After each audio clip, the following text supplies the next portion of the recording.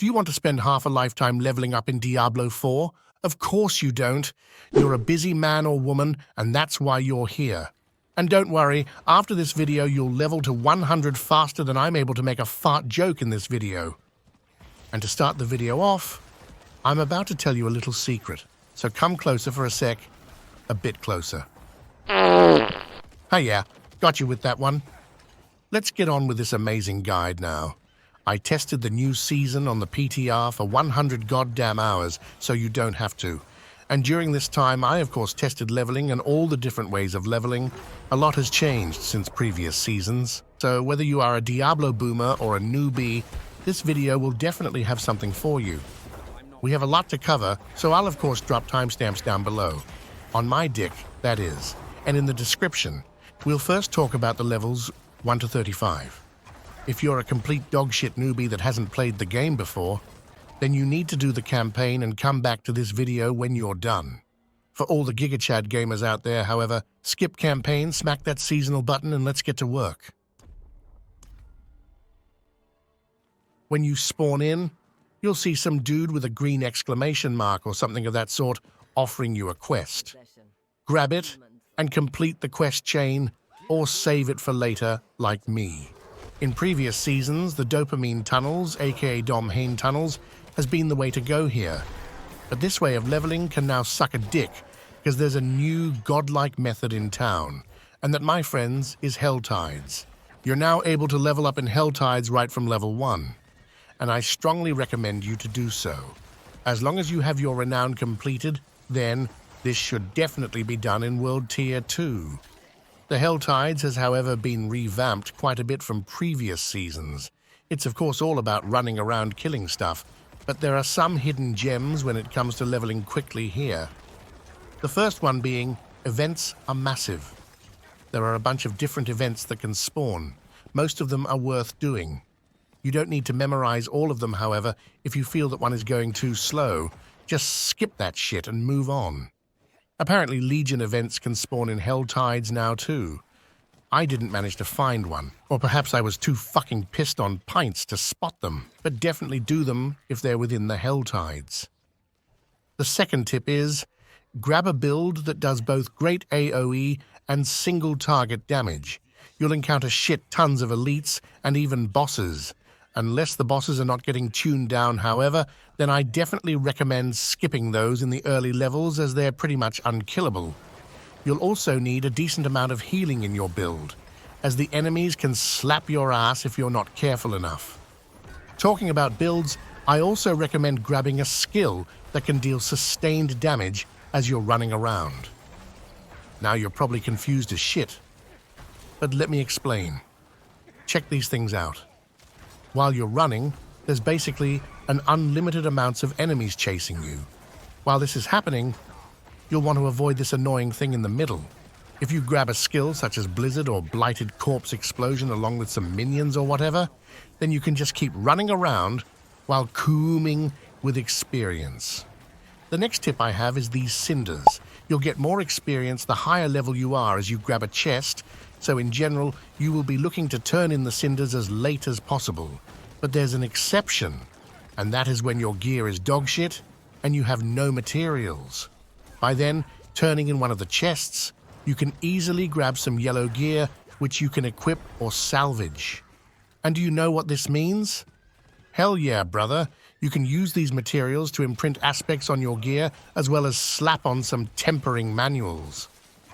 Which is my next topic. In Season 4, you'll have the entire Codex of Power unlocked. If you're completely new to the game, it's basically like having the entire Epstein list at your disposal. But instead of having the power of a bunch of perverts, you'll have the power to make your gear fucking insane.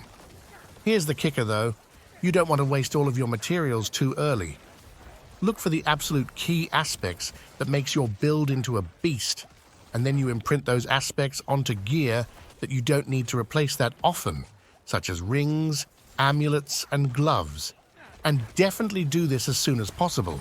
Definitely avoid imprinting weapons, as you'll replace them frequently. Same usually goes for the other armor pieces. You should barely give them a look. Just equip that shit right away for the extra armor you get when equipping higher item levels. So what about all this tempering stuff then? How does that even work? Oh, my beautiful friend, I'm glad you asked.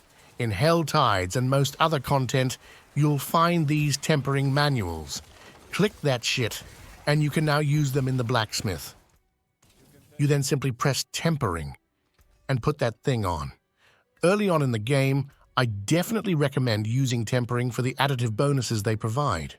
For example, slap on damage to close enemies on your gloves and you'll get a huge damage bonus. One of these manuals can easily provide the same stats as 3 or 4 items early on.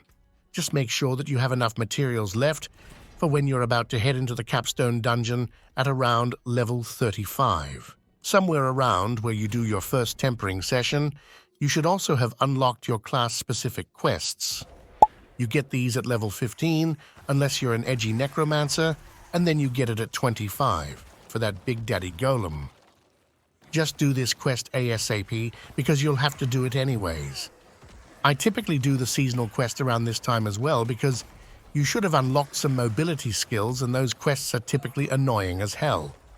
Also, I didn't know where the hell to talk about this, so I'll just throw it in here. During the season, you'll also receive points to allocate in the seasonal journey. If you're on a PC, then you can view it by pressing the U button. And if you're a console cuck, then it's not too late to purchase a computer. What you want to do here, however, is to allocate all of your first points in the Experience tab, as this can boost your experience by 20%.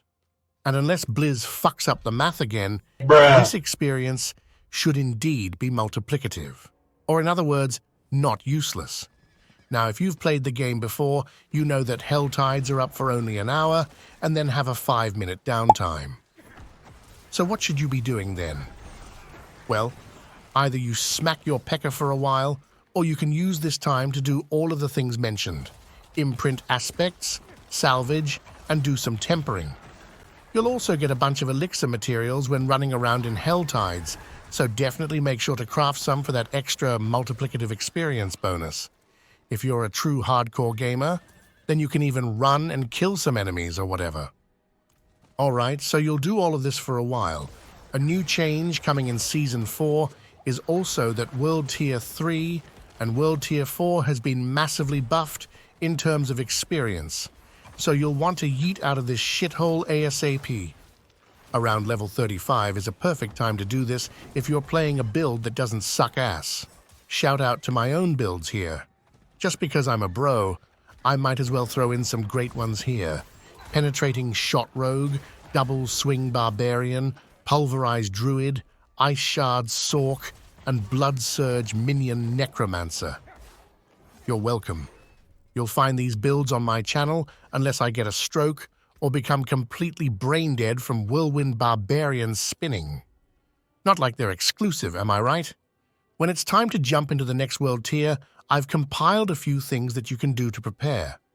Firstly, you'll want to spend all of your precious resources. Get those last aspects and tempering done now. Grab an elixir that's useful for you. Spend all of your obols. If you're lacking a piece, then spend them on that one. Otherwise, just try to get a weapon upgrade. And also craft some gems and upgrade your potion. If you, for some reason, have any materials over, then you can use them to do some gamba at the occultist. After that, you're ready to nuke the Cathedral of Light with ease.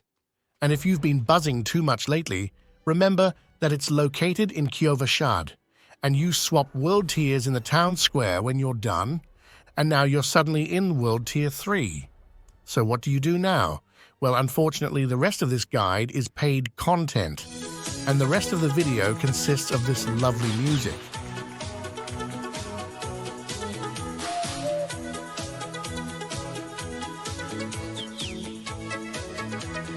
Nah, you'll head into the Temple of Rot now. Why, you may ask? Well, shit, son, because the enemies in World Tier 3 will fuck you up, that's why. They're all level 55, and you're just a shit newbie 20 levels below. In Strongholds, however, the enemies stay only 2 levels above you, and Temple of Rot, that is my favorite one, and it's my favorite since it's easy to clear, and has good amounts of density with a shit ton of elites. You can follow my route here. I'm basically just making a loop, then logging out. It's not amazing fun, but fortunately, it will be really damn quick until you're ready to head into the next part of the guide. And that is, of course, more Hell Tides.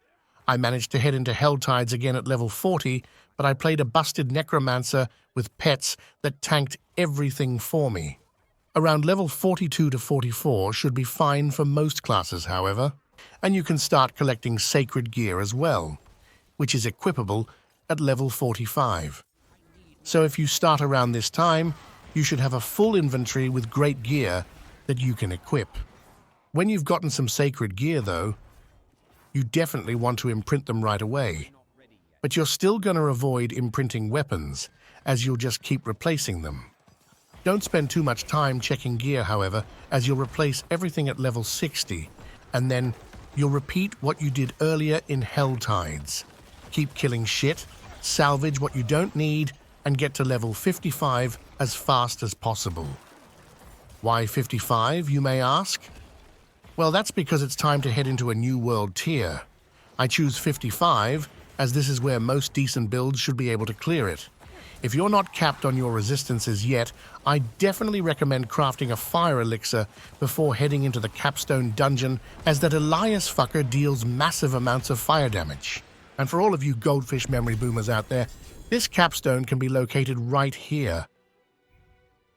Alright, so now you're done with the Capstone Dungeon. Where to now? Yeah, Hell Tides, but not for long though, because you have a new goal. You're only going to do Hell Tides until level 60. While you're doing it this time, you want to prioritize doing the Whispers within the Hell Tides. This is because you're going to head into Nightmare Dungeons next, and you'll get a Nightmare Sigil from the Whisper, so make sure that you have one completed as you ding 60.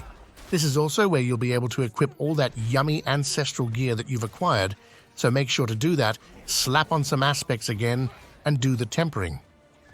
Don't forget to spend your hard-earned gold and do some gamba when you've got these gear pieces as well for the perfect affixes.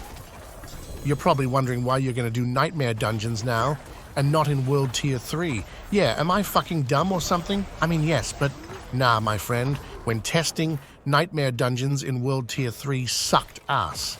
They gave absolute dogshit glyph experience, and Hell Tides generated the same experience, but with more sick loot and materials. That changes now, though, because they're going to be amazing now. I'll provide a link to the best ones in the description, but most are pretty decent. And if the best experience, along with leveling up glyphs, is not enough to motivate you into running Nightmare Dungeons, how about this? In Nightmare Dungeons above Tier 41, only the highest item level loot drops. That is item level 925. Yep, that's right. Killing enemies that are above level 95 are going to drop the best loot only. So when you are in that tier, you're finally in the end game and can start looking for the perfect loot. Now, if you haven't been living under a rock the last couple of weeks, or if you've been touching grass or vaginas or whatever, then you've probably heard of the pit. Yeah, exactly. I'm talking about this gaping asshole. If you enter this, you're in the true endgame. This is where the absolute best experience lies. But there's a problem. You need to complete a Tier 46 Nightmare Dungeon to enter, and you barely receive any loot. So when do I recommend doing this? Well, if you only care about reaching level 100 as fast as humanly possible, then you can start doing them once you're able to clear them with ease. If you, however, want to experience Diablo as a true paragaming gigachad, that is by having gear and your glyphs leveled up, then I suggest heading into the pit, as you have your gear sorted out and your glyphs leveled up. You need the materials from the pit to upgrade your gear further via masterworking, but in low-tier pit runs, you're basically receiving shit in terms of how many materials you acquire per run. So I'd probably wait, but you can do whatever you want. I don't really give a shit, Lamau. All right, great job, friends. You've made it this far. Time to summarize what we've learned. Firstly, Mr. Paragaming has indeed deserved a sub. And then we have leveling 1 to 35. Helltide is the king here. Only spend resources on the most crucial aspects and tempering. Around 35, you're spending all of your remaining resources and head into the Capstone Dungeon. Preparing to slaughter World Tier 3, you'll spend some time doing strongholds, for example Temple of Rot. Between levels 42 to 55, you'll once again do some Helltides and get yourself some sacred gear. When you're nearing level 60, you'll nuke the Capstone Dungeon once again. Prepare with some fire elixirs, and you'll clear it with ease. After that, you're preparing for the Nightmare Dungeons by grabbing yourself a Nightmare Sigil along with some ancestral gear, and then head into Nightmare Dungeons around level 60. This is where you'll reside until you can comfortably clear a Tier 46.